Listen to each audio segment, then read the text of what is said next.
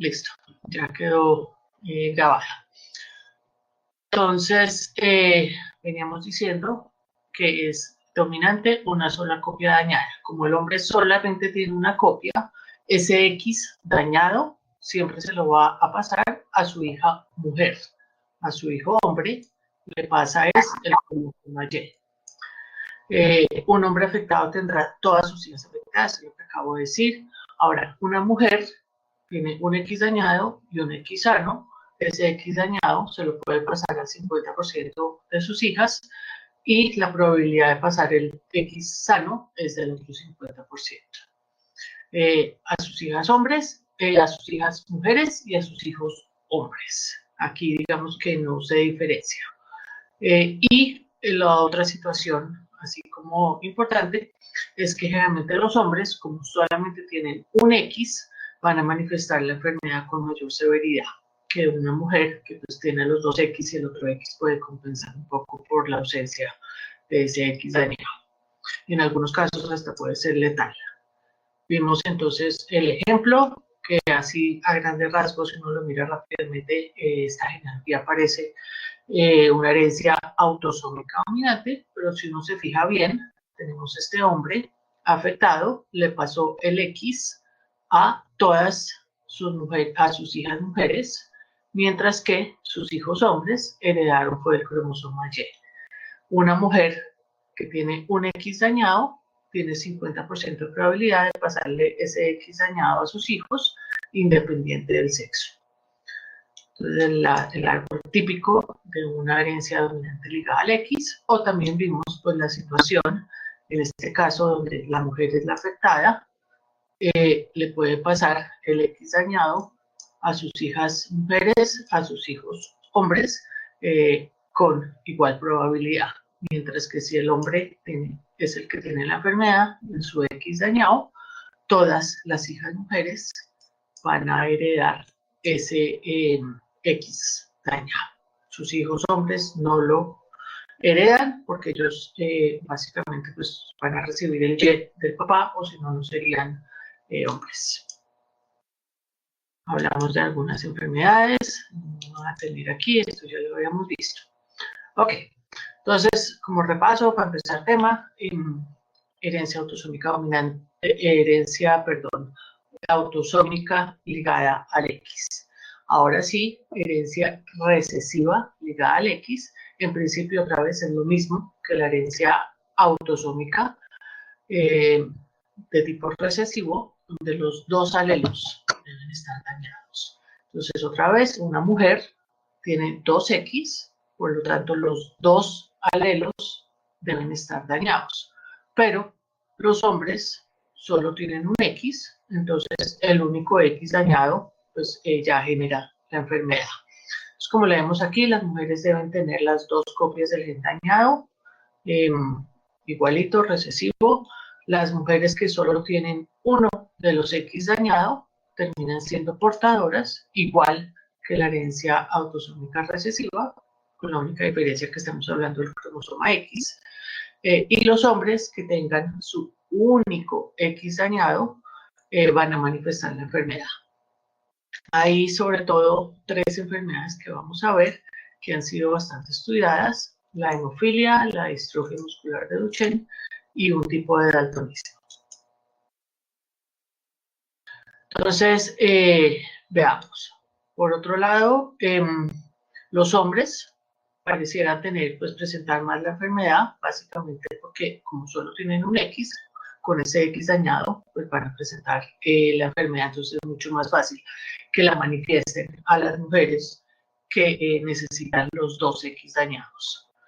Los hombres transmiten el gen mutado a todas sus hijas mujeres, las cuales además se convierten en portadoras, y los hijos hombres, recordemos que heredan es el cromosoma Y. Las mujeres portadoras le van a transmitir el gen, las portadoras no tienen la enfermedad, pero si tienen uno de los alelos dañados, le transmiten el gen mutado a sus hijas mujeres y ellas entonces también se convierten en portadoras, mientras que si se lo pasan a sus hijos hombres, el único X dañado, ellos van a presentar o manifestar la condición. Entonces, esas son como las diferencias grandes entre autosómica recesiva y recesiva ligada al X. Veamos aquí un ejemplo de una genealogía. En este caso aquí tenemos esta mujer, son 3 generaciones, entonces digamos que es la abuela. Ella es portadora de una mutación en el cromosoma X. Esa mutación se la puede pasar al 50% de su progenie. Si es mujer, sigue siendo portadora, pero si es hombre, va a manifestar la condición. Es decir, que si comenzamos aquí a dibujar esto, tenemos XX y tenemos el hombre que es XY, ¿no es cierto? Esta señora, digamos que tiene la mutación aquí en este X. Este X, entonces, se lo pasa a su hija y hereda el X sano del padre. Este señor hereda también el X dañado de la mamá y el Y del padre. Entonces, en este caso, como solo tiene un X, va a manifestar la enfermedad.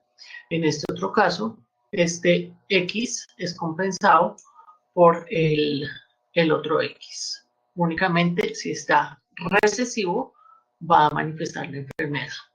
Entonces aquí vemos que otra vez esta señora le pasó este X dañado a su hijo hombre, el cual heredó el Y de su papá, y aquí entonces va a manifestar la enfermedad, mientras que en este caso, este señor le pasa el X dañado a todas sus hijas, las cuales se convierten en portadoras. Entonces, así como rápido, si uno mira este árbol, uno ve que únicamente los hombres van a presentar la enfermedad y las mujeres terminan siendo portadoras. Otro ejemplo, en este caso, este hombre tiene la enfermedad, le transmite el X dañado a sus 2 hijas mujeres, se vuelven portadoras, el hombre hereda ese Y, entonces nunca va a heredar el X dañado al papá. Esta señora portadora le transmite el X dañado a este hijo hombre, manifiesta la enfermedad, mientras que ella hereda su X sano. Entonces, comenzamos a ver que pues, es un poco lo mismo que ya habíamos visto antes, pero únicamente enfocándonos en el cromosoma X. Aquí lo que quiero que vean un poco es la nomenclatura, y por eso se los dibujé también ahorita. Entonces, en este caso, aquí tenemos 3 situaciones. En la primera situación, el padre XY tiene un fenotipo normal, la madre es portadora, y en este caso el portador es de H, estamos hablando de hemofilia. Entonces, ojo aquí, únicamente estamos hablando del cromosoma X, no necesitamos dibujar los otros cromosomas porque pues estamos enfocándonos en el X. Y aquí entonces estamos diciendo, esta mujer es portadora para el gen dañado que genera la hemofilia. Y en este caso, entonces, este X dañado se lo puede pasar a la mitad, a la mitad de sus hijos, quienes van a, hombres, quienes van a tener hemofilia, y a la mitad de sus hijas mujeres, que van a ser portadoras. El otro caso es el padre tiene la enfermedad, si ustedes ven aquí la mamá no es portadora, por lo tanto este X dañado se lo va a pasar a todas sus hijas mujeres, a ninguno de sus hijos hombres, pero sus hijas mujeres terminan siendo portadoras. Y en el caso extremo, pero puede suceder, donde el hombre tiene la enfermedad, su único X con la mutación, y la mamá es portadora, ella puede que ni siquiera sepa que es portadora, pero en este caso, entonces vemos que los hijos, la mitad de los hijos hombres van a heredar el X dañado a la mamá, van a presentar la enfermedad, Las mitad de las mujeres van a heredar ambos X dañados, por lo tanto se convierte en una mujer afectada. Es rarísimo en una herencia recesiva, pero pues se puede ver. Y la otra mitad de las mujeres portadoras. ¿Alguna pregunta hasta ahí? ¿Todo claro? Ok. Entonces, una de las enfermedades que más se ha estudiado es la distrofia muscular de Duchenne. Básicamente, esta enfermedad es una enfermedad progresiva donde los músculos se van deteriorando rápidamente. Básicamente, las personas terminan en silla de ruedas más o menos hacia la etapa de la adolescencia. Y antes de eso, pues sus destrezas musculares van a ser, o motoras, perdón, van a ser bastante complejas. Digamos, los niños se van a caer mucho, no pueden coordinar muy bien su caminado. Y otra de las características, digamos, que se ven es el babeo. Como no tienen fuerza muscular en la boca y en los labios, pues se comienza a ver este babeo, que es típico. El párpado caído también por esa característica muscular, y pues muchísimas caídas precisamente por esta debilidad. Entonces, si miramos un poco a nivel del gen responsable de esta enfermedad, que es como lo que más me interesa a mí que ustedes comiencen a entender, este gen fue uno de los primeros genes que se descubrieron. Es un gen grandísimo, tiene 97 exones, y imaginémonos aquí, tenemos un músculo, tenemos una fibra muscular. Aquí tenemos entonces ya un poco más de detalle. Esta es la membrana de esta fibra muscular. Hay una cantidad de proteínas ahí asociadas a la membrana, y aquí tenemos en amarillo el gen o la proteína, la distrofina. Es una proteína que conecta a la membrana con los filamentos de actina. Imaginémonos que esto es un filamento de actina. Por lo tanto, ayuda a la contracción muscular. Si esto no está unido adecuadamente, pues la contracción muscular va a ser mucho más compleja y va a tener muchísima más dificultad. Si vemos entonces otra vez el detalle, tenemos aquí la membrana, les dije una cantidad de proteínas de membrana, y tenemos aquí entonces nuestra distrofina en azul. Distrofina es una proteína que va a unir estas proteínas de membrana con los filamentos de actina, que están involucrados en la contracción muscular. Entonces, si esta unión no ocurre, ¿qué va a pasar? No vamos a tener contracción muscular, vamos a tener debilidad en los músculos.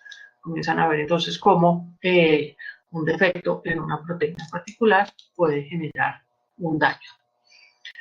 Importante, entonces, otra vez, la nomenclatura. Aquí estamos diciendo que esta mujer es portadora, le pasa ese X dañado a la mitad de sus hijas, se convierten en portadoras, y a la mitad de sus hijos hombres, quienes van a manifestar la enfermedad.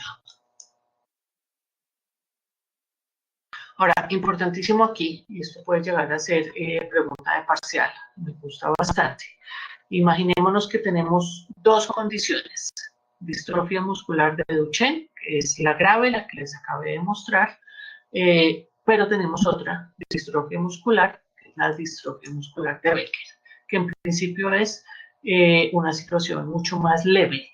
El individuo puede que ni siquiera termine en silla de ruedas, o si termina en silla de ruedas ya en edades mucho más avanzadas. ¿Cuál es la diferencia entre estas dos? Son daños en exactamente el mismo gen. Entonces aquí tenemos, este es el gen distrofina, dijimos que teníamos 97 exones, grandísimo, y miremos la diferencia entre Becker, que es el tipo mucho más leve, y Duchenne, que es el tipo bastante severo. Miremos, esta es la mutación. que genera Duchenne. Es una mutación pequeña, pero lo importante aquí es que me genera un cambio en el marco de lectura. Si me genera un cambio en el marco de lectura aquí, al lesionar algunos nucleótidos, básicamente el resto de la proteína, recuerden, va a ser completamente diferente y aquí al final, que es donde se une a los filamentos de actina, pues no va a tener ese dominio de unión, no se va a poder unir. Entonces era lo que habíamos hablado antes. Mientras que tenemos otra mutación, que es la que genera Becker, que es una mutación muchísimo más grande, es una deleción grandísima. Si ustedes ven aquí, involucra muchos exones, pero al final no cambia el marco de lectura. Al no cambiar el marco de lectura, pues sí, tenemos ausencia de muchos aminoácidos, pero esta región al final, que es la importante, que es la que se une con los filamentos de actina, permanece intacta. Entonces tenemos una proteína más corta, pero que se puede unir a los filamentos de actina. Entonces, de todas maneras, mantiene la función y permite un poco más de control sobre la contracción muscular. Cambio en el marco de lectura, no hay cambio en el marco de lectura, aunque sea mucho más grande, esta termina siendo más grave. ¿Claro? ¿Preguntas? ¿Están callados? No, profe, ¿no está claro o no hay preguntas? Todo clarísimo. Ok. Entonces se lo podemos preguntar en un parcial y les va divinamente. Entonces ya saben que tenemos pregunta de parcial.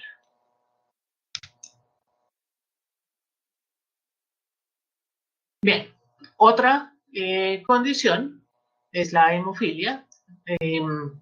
La hemofilia es, pues digamos que básicamente se caracteriza por fallas en la coagulación y hay una proteína particular que es la que está dañada, que es el factor de coagulación, sobre todo el tipo 8.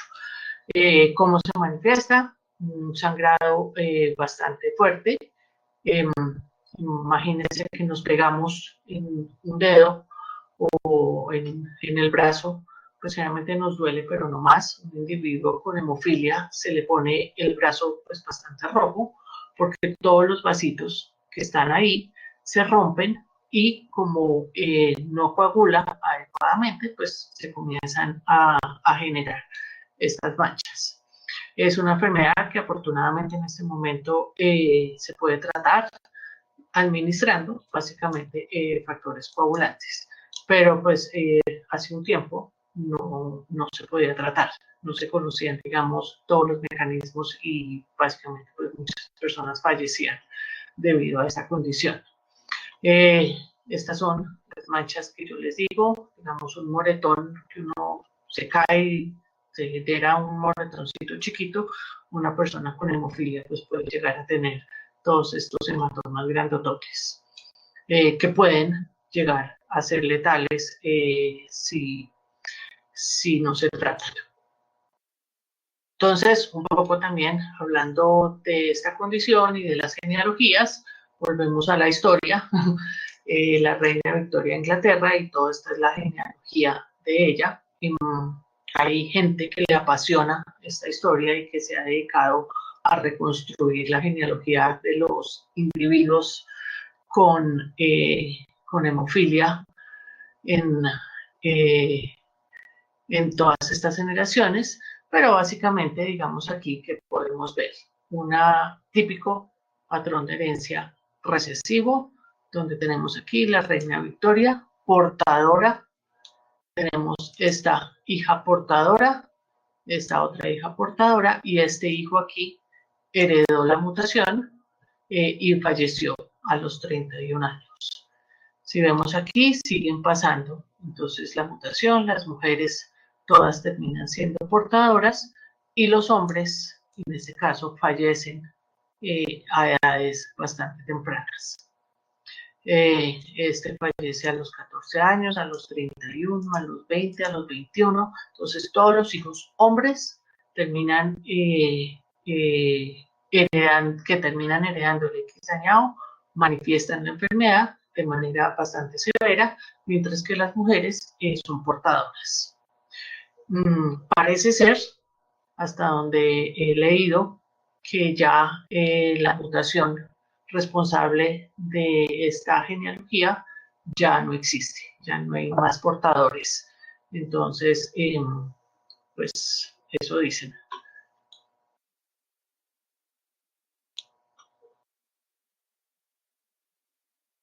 Bien, estoy viendo que alguien me está escribiendo, pero no me aparece. Entonces, mientras tanto, miremos aquí. Esta es otra situación que a veces ustedes se me confunden muchísimo y quiero que la exploremos. Aquí estamos hablando de dos situaciones. Una situación es una situación donde tenemos la herencia ligada al X y si ustedes ven, el H mayúscula es un individuo normal y H minúscula es un individuo con hemofilia. Entonces, otra vez, en este caso, lo que estamos haciendo es poniendo que es en el X, y en el X, este cromosoma tiene una falla en el gen de la hemofilia. Entonces, este gameto tiene ese daño. Este gameto en el hombre también tiene ese daño. Terminamos teniendo una hija portadora, una hija mujer que manifiesta la enfermedad y en este caso un hombre que también manifiesta la enfermedad. Entonces, se los repito porque ustedes muchas veces, digamos que estamos hablando de albinismo. Albinismo, recuerden que es autosómico y me comienzan a dibujar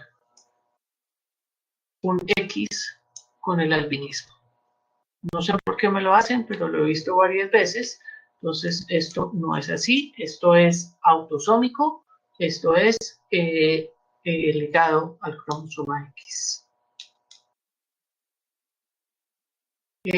Otra vez, un poco pues, de lo mismo, repetición de la repetidera con diferentes dibujitos, pero en este caso, entonces, tenemos individuo hombre afectado, le pasa el X dañado a su hija mujer, se vuelve portadora y le pasa ese Y a su hijo hombre.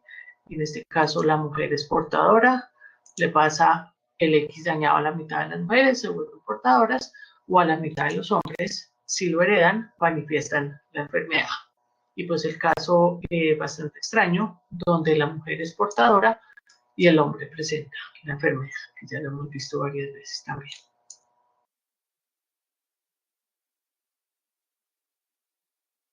Bien, la otra condición que se conoce bastante es el daltonismo y en este caso estamos hablando del daltonismo entre el verde y el rojo.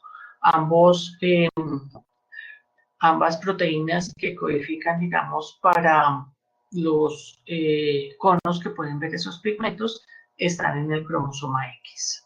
El del azul está en un autosoma, entonces en este caso aquí nos olvidamos del azul. Y básicamente si uno tiene un daño en alguno de estos genes, vamos a tener fallas en la visualización de los colores. Y esto digamos que generalmente se hace una prueba bastante rápido. Si ustedes ven, acá hay diferentes tonalidades de amarillos y rojos y aquí adentro ustedes deben ver un número en diferentes tonalidades de verdes. Es decir, que si yo puedo distinguir el rojo y el verde, yo puedo ver el número 74 ahí. Ahora, les voy a mostrar esto como la prueba típica que hacen para identificar si un individuo puede llegar a tener daltonismo.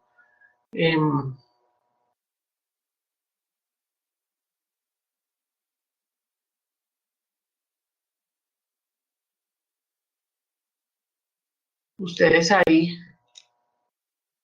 pueden ver que la gran espero la gran mayoría de ustedes fueron capaces de encontrar el número que está adentro.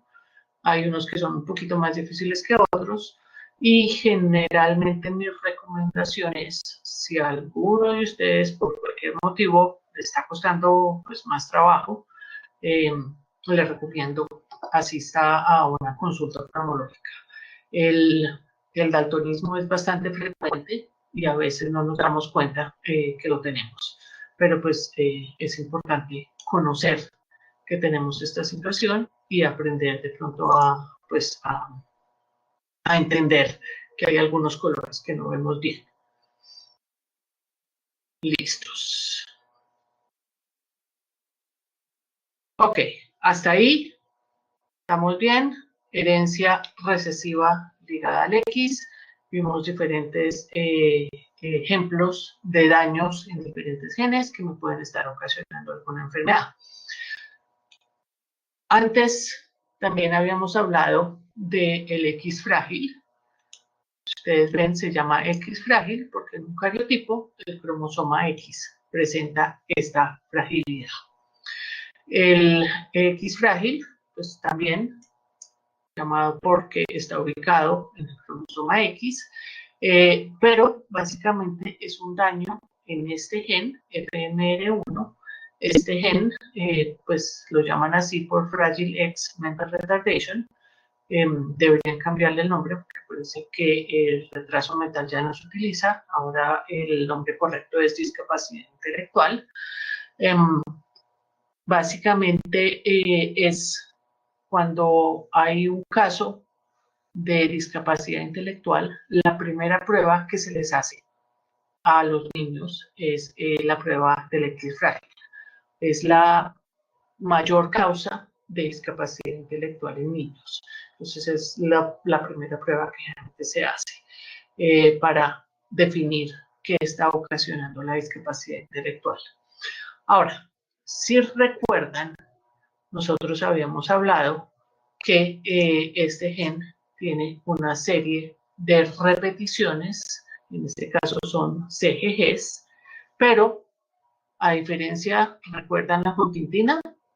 Eran también repeticiones, pero las repeticiones se encontraban en los exones, y en este caso las repeticiones, aquí está el gen, todo lo que es en rojo es exones que tienen secuencia codificante, y aquí en azulito es exones que no tienen secuencia codificante. Es decir, estas repeticiones CGGs están en esa región no codificante. Y recuerden que las citocinas se pueden metilar. Entonces, generalmente un individuo tiene por ahí unas 23 repeticiones CGGs en esta región promotora. Si este número de repeticiones aumenta considerablemente, vamos a tener que todas las citocinas se van a metilar, por lo tanto el gen se va a apagar. Entonces es una mutación de tipo pérdida de función ocasionada por expansión de tripletas. Esto era un poco lo que ya habíamos visto antes, pero lo estamos viendo entonces en el contexto de una herencia recesiva ligada al X. Lo que les decía, un individuo normal, cualquiera de nosotros, generalmente tenemos entre 5 y 50 copias, generalmente son 23, 25. Muchos podríamos llegar a tener entre 50 y 200 repeticiones. Eso es lo que se llama la premutación, es decir, el individuo no manifiesta la enfermedad, pero puede que en el momento de que se generen los gametos, esas repeticiones puedan aumentar y por lo tanto el hijo sí puede manifestar la condición.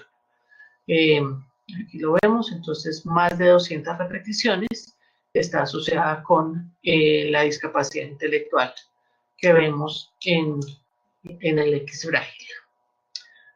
¿Preguntas ahí? ¿Tampoco? Bien. Ahora, esto es un poco lo que yo les decía, y esta genealogía a mí me encanta. Miremos, aquí tenemos dos situaciones. Una asociada con el X, que es la hemofilia, ¿no es cierto? El X con el H es el X que tiene el gen de la hemofilia dañado, pero en este caso también estamos mirando altura, donde este homocigoto para TT es un individuo bajito, el tener, así sea un T mayúscula, es un individuo alto.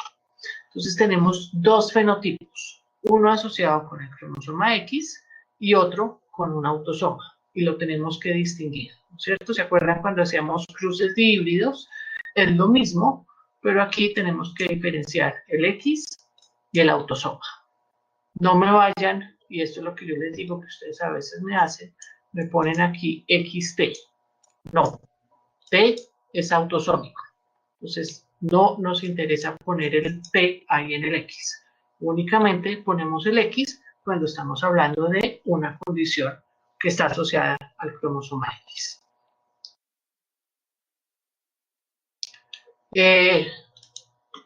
Bueno, hasta ahí, herencia recesiva ligada al X. Todo clarísimo. ¿No hay preguntas?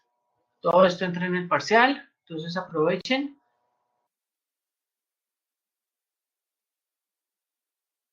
Bien. El último es la herencia ligada al cromosoma Y. En este caso, digamos, esta genealogía, si les pongo yo esto en un parcial, es lo más fácil de distinguir. Todos los hombres aquí que heredan el cromosoma Y con la mutación manifiestan la condición. Entonces, todos los hombres, ninguna mujer. Clarísima, facilísima de ver, herencia ligada al cromosoma Y. Y, en principio, esta es una de las condiciones que está más asociada con el cromosoma Y. Yo generalmente les digo, un poco manera de chiste, pero termina siendo muchas veces real, que si ustedes ven a sus abuelos o a sus papás por las mañanas con las pincitas, vayan comprando pincitas porque muy seguramente les va a tocar lo mismo.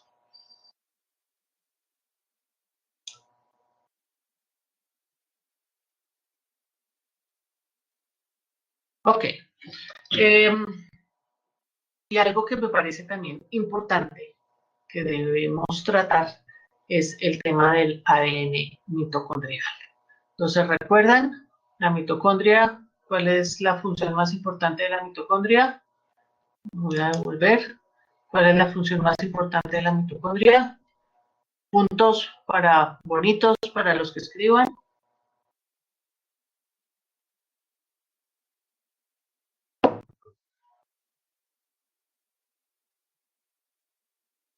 Producción de energía, perfecto. Y la energía es de tipo ATP. Exactamente. Muy bien. Entonces, sabemos que en principio la mitocondria tiene su propio ADN. Generalmente una mitocondria puede tener entre 2 a 10 copias de su ADN circular por mitocondria, y en cada célula podemos tener muchísimas mitocondrias. Dependiendo de la actividad que cada célula tiene, pues va a tener más o menos mitocondrias. Este es el genoma de la mitocondria. Básicamente es una doble hebra. En cada una de las hebras tiene codifica para diferentes proteínas, de las cuales tenemos 37 genes.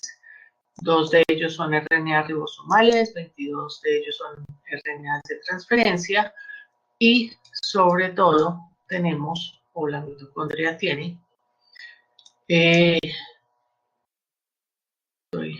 un segundo, que se me trabó aquí, algo sucedió, perdón. Ok, y tiene 13 proteínas o 13 genes que codifican para proteínas estructurales asociados con toda esta cascada de fosforilación oxidativa. Importante saber que, digamos, en este momento yo llegara a sacar la mitocondria de una de mis células y la voy a cultivar, no me va a crecer, porque muchos de los genes que codifican para proteínas importantes para su supervivencia fueron transferidos al genoma nuclear. Entonces, la mitocondria, el ADN de la mitocondria ha perdido muchísimo material genético, pero no importa porque pues, lo comparte con el ADN nuclear. Pero, de todas maneras, pues hay genes que todavía están ahí, que son funcionales y podemos tener daños en algunos de esos genes que me pueden presentar diferentes mutaciones. Aquí lo que quiero entonces recalcar es, uno, la mitocondria siempre va a tener una herencia materna, así como el cromosoma Y siempre va a pasar de abuelo a padre a hijo, las mitocondrias siempre van a ir de madre o de abuela a madre a hija.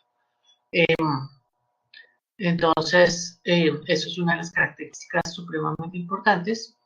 Otra característica es esta, poliplasmia. Cada célula tiene muchísimas mitocondrias y por cada mitocondria podemos tener también diferentes ADN mitocondriales. Durante la mitosis, básicamente lo que sucede es que estas mitocondrias se distribuyen homogéneamente en cada una de las células hijas. Pero esto es una situación que también ocurre al azar.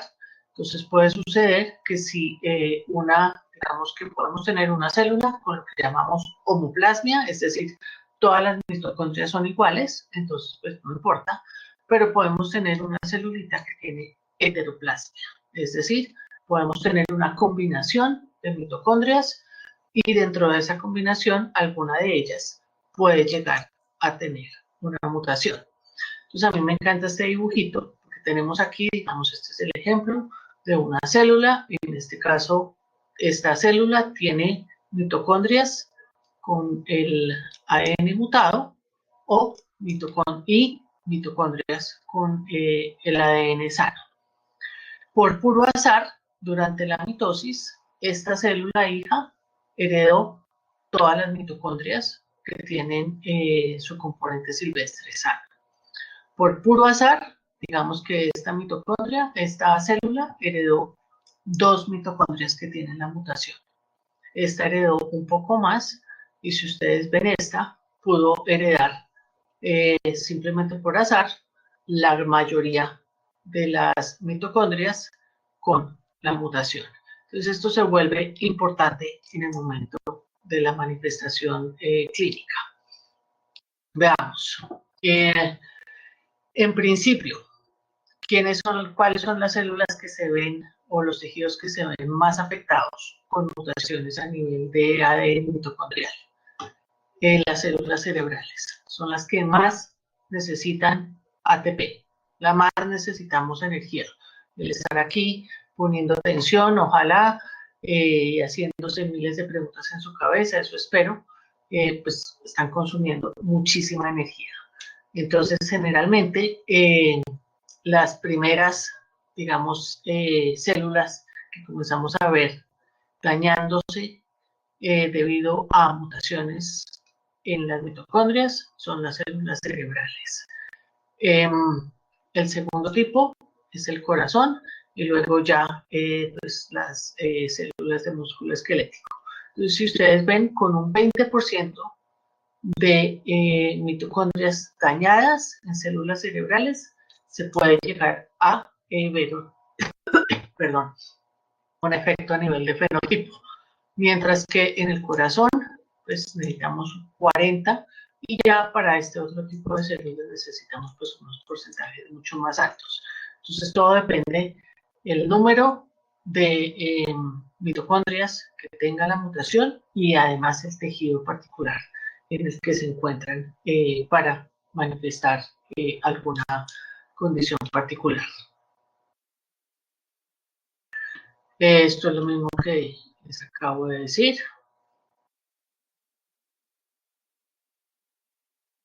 Y una genealogía de tipo herencia mitocondrial. Entonces vemos la mamá le va a pasar la mitocondria dañada a todos sus hijos. Todos sus hijos, independiente del sexo, van a heredar la mitocondria dañada. Pero si ustedes ven aquí, los hombres no pasan la mitocondria a sus siguientes generaciones, aquí tampoco, pero las mujeres sí pasan la mitocondria otra vez a todas sus hijos y todas sus hijas. Eso es en términos generales, pero vimos que también depende de situaciones al azar, ¿no es cierto? Entonces aquí esta genealogía lo que nos está mostrando es el número de aquí abajo es el porcentaje de mitocondrias dañadas. Entonces este individuo aquí, azul oscuro, tiene un porcentaje bastante alto de mitocondrias dañadas. Este también, esta también. Aquí la abuela tenía manifestaciones mucho más leves, por eso la pintan aquí en azul clarito. Aquí si vemos estos dos azules oscuros, pues heredó muchísimas de las mitocondrias dañadas.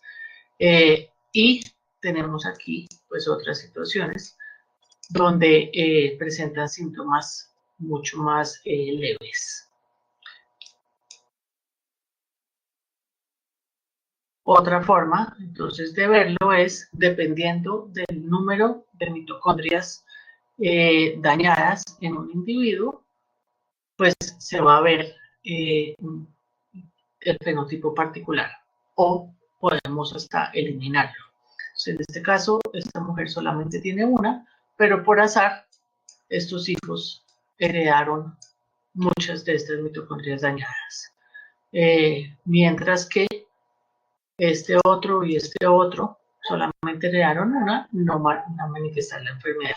Pero esta señora, por puro azar, le pudo pasar todas sus mitocondrias dañadas a esta hija, pero a esta hija no. Ok, estoy viendo que me están escribiendo.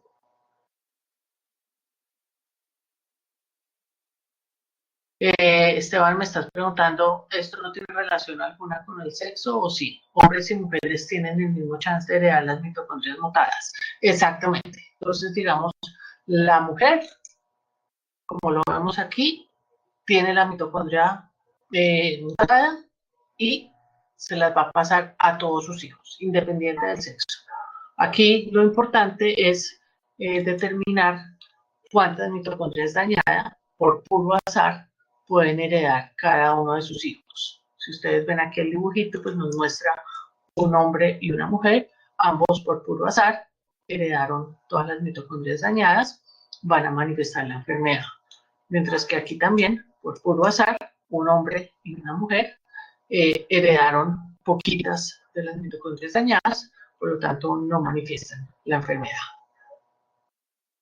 Entonces, sí, no tiene nada que ver, la herencia no tiene nada que ver con el sexo. Las mujeres siempre le pasan las mitocondrias a todos sus hijos y lo que genera la enfermedad es la distribución de mitocondrias dañadas. Estas son algunas de las enfermedades. Si ustedes ven lo más frecuente, pues son condiciones neurodegenerativas, que tiene sentido, viendo que o entendiendo que son enfermedades que la mitocondria pues tiene que ver con la producción de ATP y la maquinaria de energía. Y aquí yo creo que ya terminamos, no voy a entrar en esto. Es un poco la descripción fenotípica y las diferentes mutaciones que hay en la mitocondria para esta enfermedad particular. Y con esto, entonces, terminamos lo que es el tema de genealogías. Esto pues, se los cuelgo ahorita para que lo puedan repasar y estudiar ya divinamente para el parcial. Esto en sus libros pues también está bastante claro, todas estas explicaciones, si tienen alguna duda. Pero pues por el silencio veo que o está todo súper claro o está súper confundidos. Ojalá sea la primera.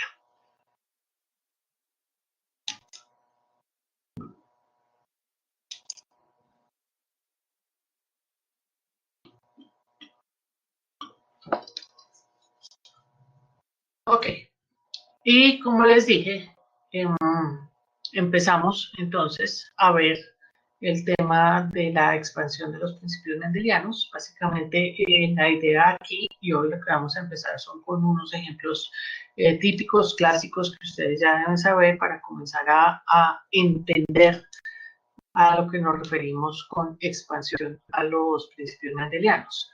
Básicamente es todo lo que no tiene, lo que se sale de las normas de Mendel, lo que no podemos explicar por las leyes de Mendel.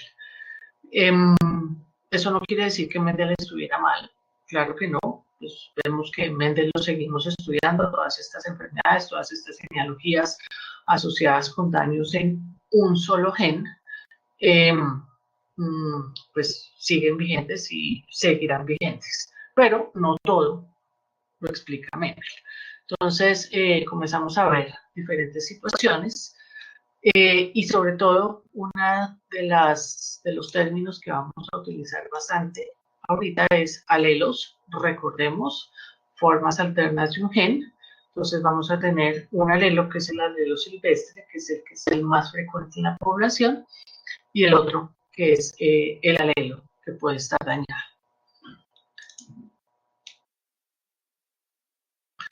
Estos son, en términos generales, los, eh, eh, los mecanismos que se salen de Mendel.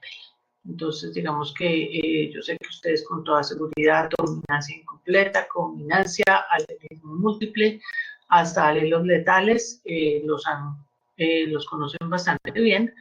Y después vienen estos otros 4 términos que a veces generan confusión. Entonces, vamos a ver hasta dónde llegamos. Yo creo que alcanzamos a ver dominancia incompleta y codominancia para no pasarnos el tiempo. Ok. Dominancia incompleta. Si ustedes ven, relación alélica, sigue apareciendo, entonces comienza a aparecer este término, donde la dominancia es parcial. Es decir, tenemos un heterocigoto que tiene un fenotipo intermedio. ¿Quién de pronto se acuerda del ejemplo típico de dominancia incompleta? O que vieron en su clase de celular, o que de pronto la traen del colegio. Un fenotipo incompleto, o intermedio, perdón. ¿No se acuerdan? ¿Alguno?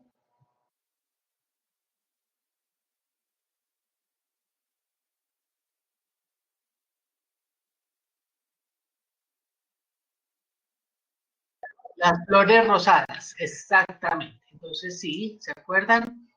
En algún momento lo vieron.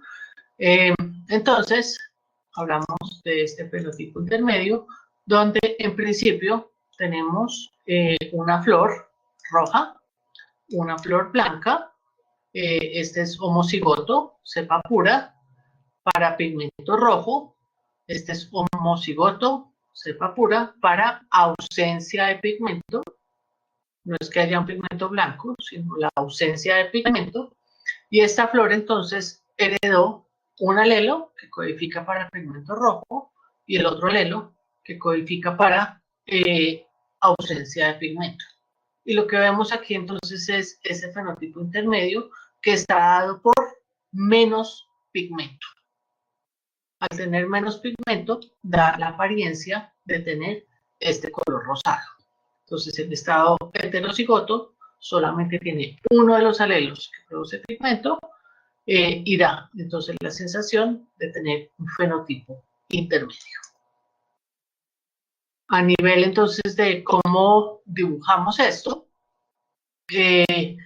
tenemos en este caso la flor roja, si ustedes ven, es homocigota para este R mayúscula, pigmento rojo va a ser súper roja, mientras que esta otra tiene un alelo diferente, que es el alelo W o ausencia de pigmento, entonces ese mismo gen está dañado y no produce pigmento, entonces genera un fenotipo blanco.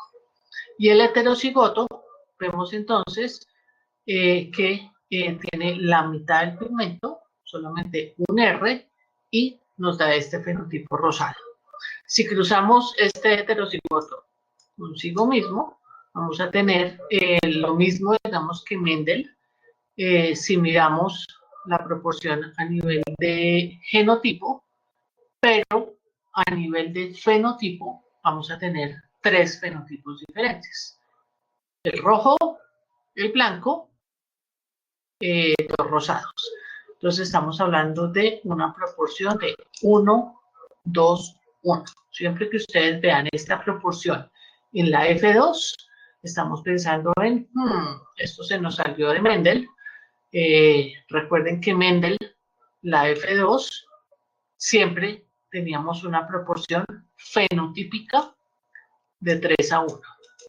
Entonces seguimos con los mismos 4, pero con una relación o una proporción de 1, 2, 1.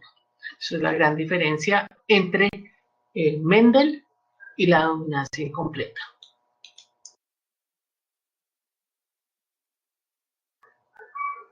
Aquí tenemos lo mismo que ya habíamos visto, lo mismo que ya les dije.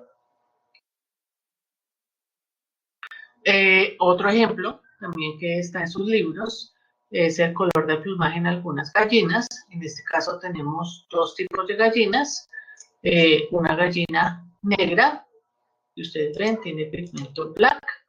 Una gallina blanca, que tiene ausencia de pigmento.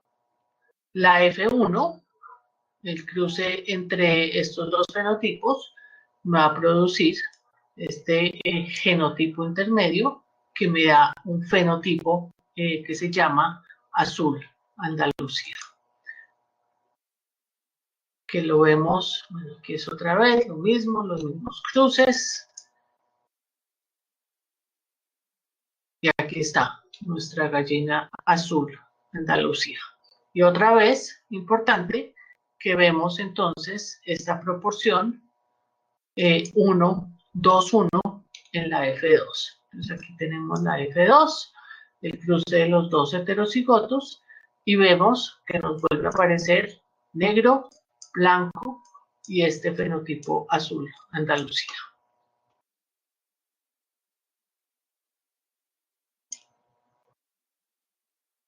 Ok, esta grafiquilla, si ustedes les recomiendo la entiendan bastante bien.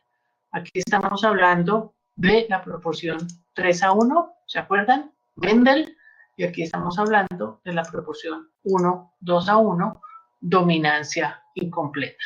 Entonces, con Mendel hubiéramos tenido que tenemos solamente 2 fenotipos, donde 3 son el fenotipo dominante y 1 es el fenotipo recesivo.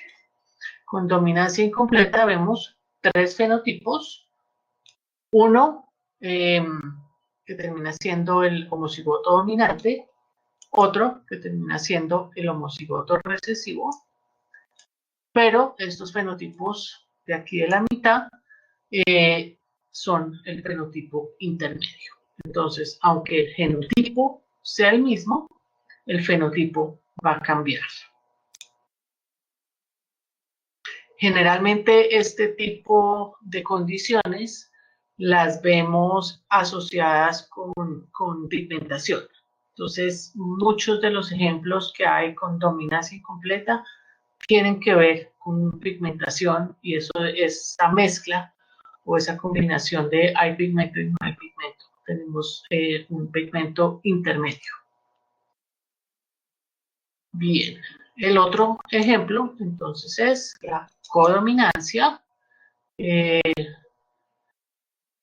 donde tenemos otro ejemplo típico. ¿Quién se acuerda de un ejemplo típico de codominancia?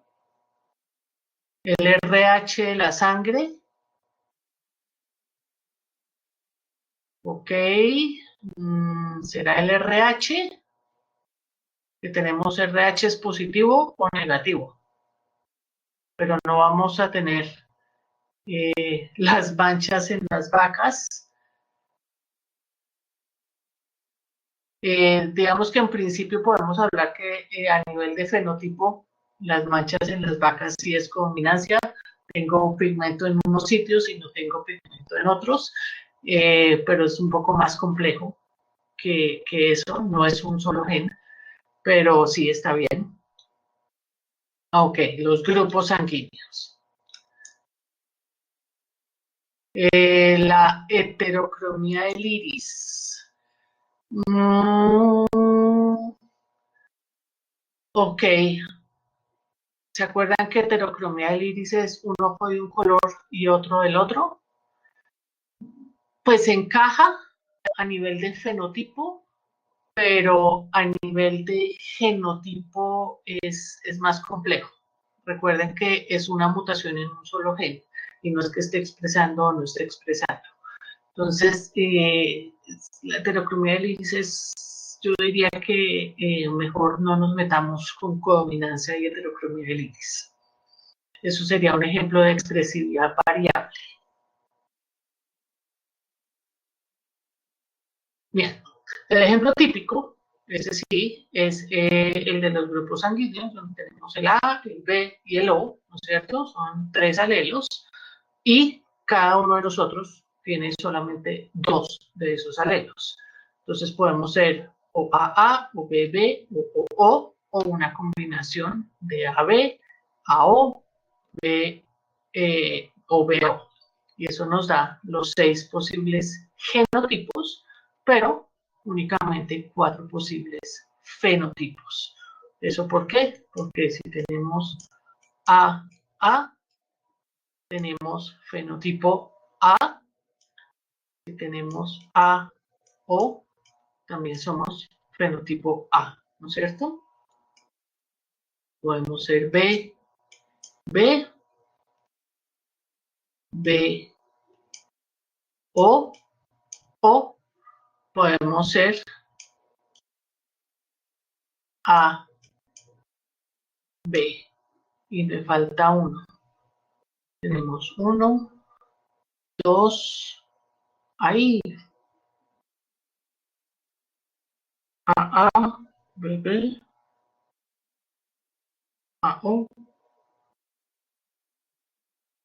O está aquí abajo, O, ay, claro, el otro que es el O.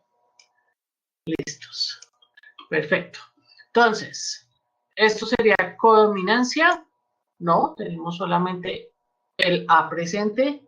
¿Esto sería codominancia? No, tenemos el A presente, el O no manifiesta nada, entonces no es codominancia. El único ejemplo de codominancia aquí, entonces, es el AB, donde tenemos el marcador A y el marcador B expresados ambos en la misma célula. El marcador O significa ausencia de expresión. Así rápidamente, recordemos que si tenemos, entonces, digamos que si yo pertenezco al grupo A, ¿qué va a pasar? Yo voy a tener en mi organismo anticuerpos contra el B. Si tengo anticuerpos contra el A, me voy a matar a mí misma. Entonces yo no voy a producir anticuerpos contra A. Pero desde muy temprano en el desarrollo, nosotros comenzamos a producir anticuerpos contra cosas que están, digamos, que son ajenas a nuestro organismo. Y dentro de esas, pues podemos producir anticuerpos contra el B. Si somos B, no podemos producir anticuerpos contra B, sino contra A. Y si somos AB, no vamos entonces a producir ni anticuerpos contra A ni contra B. Y aquí, pues digamos, este cuadro también me gusta, resume bastante bien y explica bastante bien lo que significa ser recipiente universal y lo que significa ser donante universal. Es decir, que si yo soy grupo O, le puedo donar a todos los otros grupos. Mientras que si yo soy AB, puedo recibir de todos los otros grupos.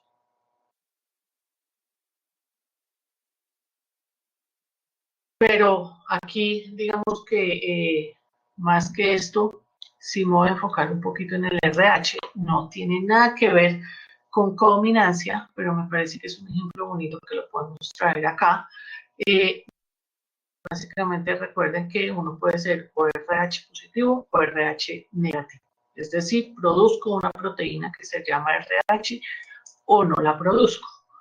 Y aquí uno de las situaciones que uno puede ver o que se veía antes muchísimo era una enfermedad que se llama la enfermedad hemolítica del recién nacido, donde el niño podía morir rápidamente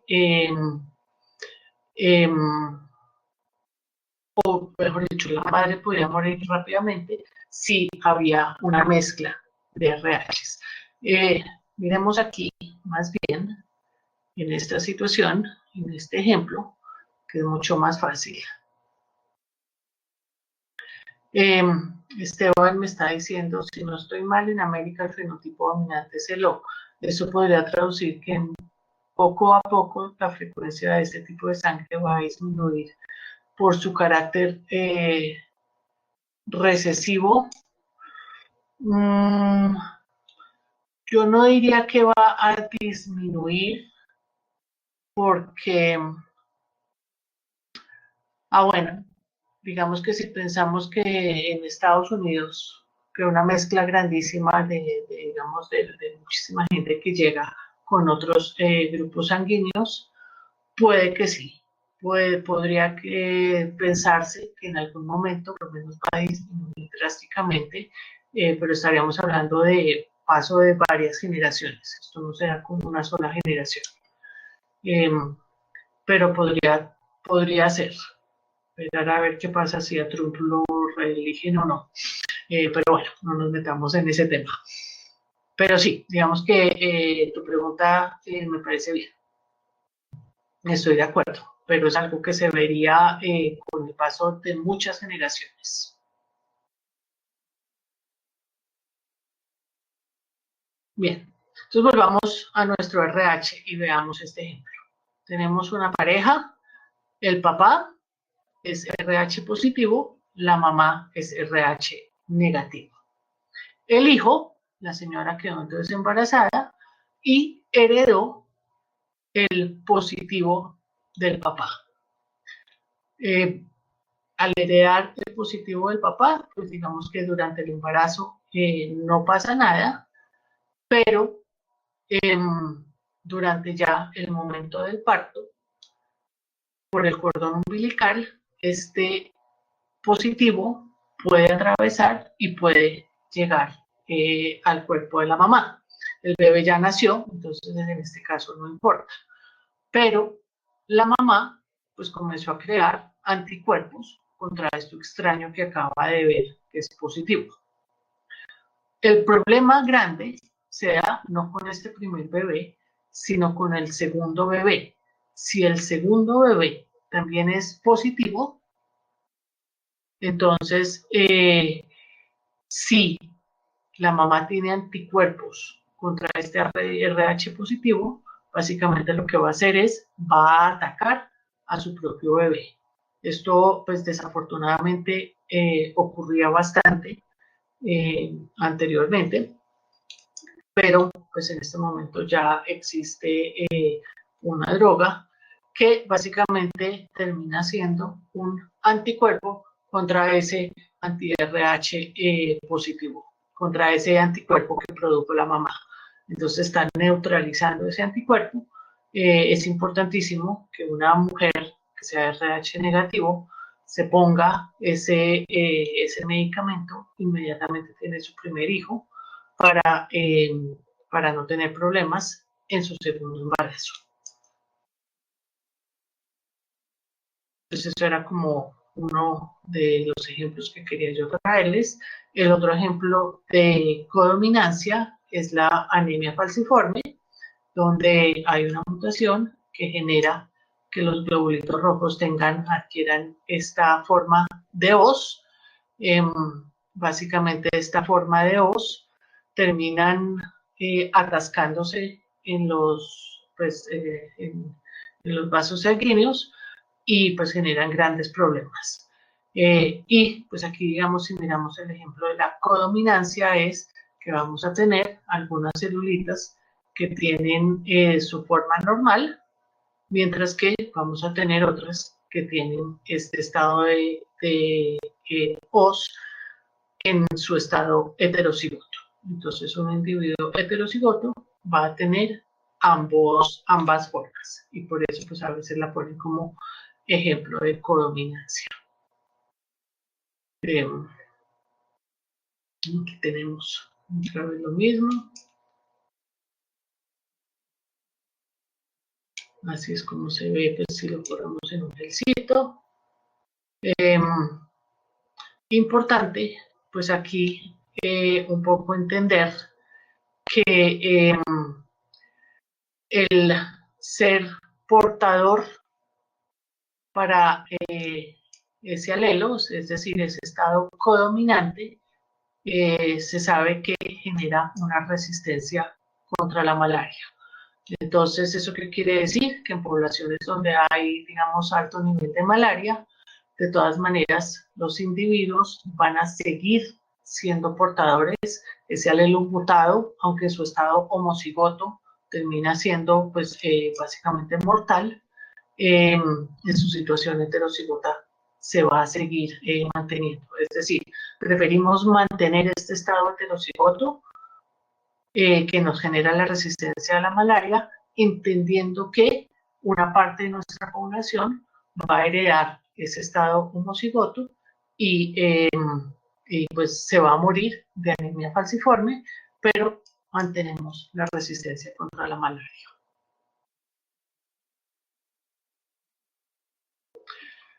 Y bueno, este es otro ejemplo. Otra vez, codominancia. Entonces, pues hasta aquí dejamos. Básicamente tenemos tres términos: codominancia, dominancia incompleta y la dominancia completa, que es lo que pues, hemos venido viendo siempre. Codominancia, ambos alelos se expresan produciendo un fenotipo combinado. Incompleta, el alelo recesivo no se expresa y el alelo dominante solo produce suficiente proteína para crear un fenotipo intermedio, y la dominancia incompleta es la que acabamos de ver. Y eso más es, digamos que me encanta esta grafiquilla también, como podemos explicar cada una de estas. Dominancia completa, o bien sea el azul domina o bien sea el blanco domina, pero es uno u otro. Dominancia incompleta, este fenotipo intermedio, la mezcla de ambos, y la codominancia, tenemos el uno y el otro. Entonces, hasta aquí dejamos, hasta aquí entra parcial. Porfa, no se les olvide bajar el lockdown para poder presentar su parcial. Si no lo tienen instalado, no van a poder entrar al parcial. Entonces, porfa, y verificar que tengan cámara y que tengan sonido, sus micrófonos.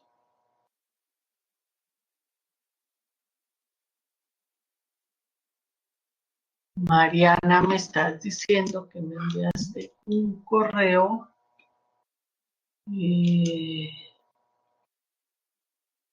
Ese fue el correo que yo te contesté ayer.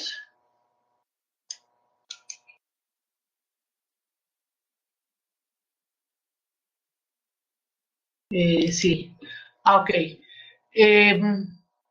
Camilo, ¿usted le puede, por favor, enviar el taller a Mariana?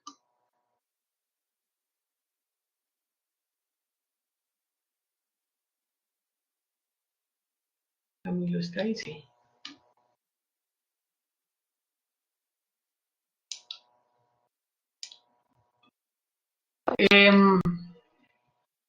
Con la nota, ¿cómo así? Digamos que usted tiene una disculpa válida, entonces no tenemos problema con la nota. Por ahora se califica igual. Y profe, si yo le mando ahorita el documento en PDF que sí recibí el correo que me hiciste forward. Ok. Y ustedes dos cuadran entonces cuando recibe retroalimentación o cuando le entrega mejor dicho, perdón, cuando tiene que entregar el taller. Sí, Usted cuadra con Mariana. sí, listo, perfecto. Se lo mando a Camilo. Sí, señora. Bien. Entonces, pues mucha suerte. Que espero no, no se pongan a estudiar a última hora. Espero que todo esto ustedes ya lo tengan súper estudiado, que solo sea repasar conceptos. Y nos vemos entonces el martes. El jueves, porfa, también traten de conectarse más temprano para no perder tiempo por si tienen problemas. Listo, con mucho gusto. Feliz día para ustedes también.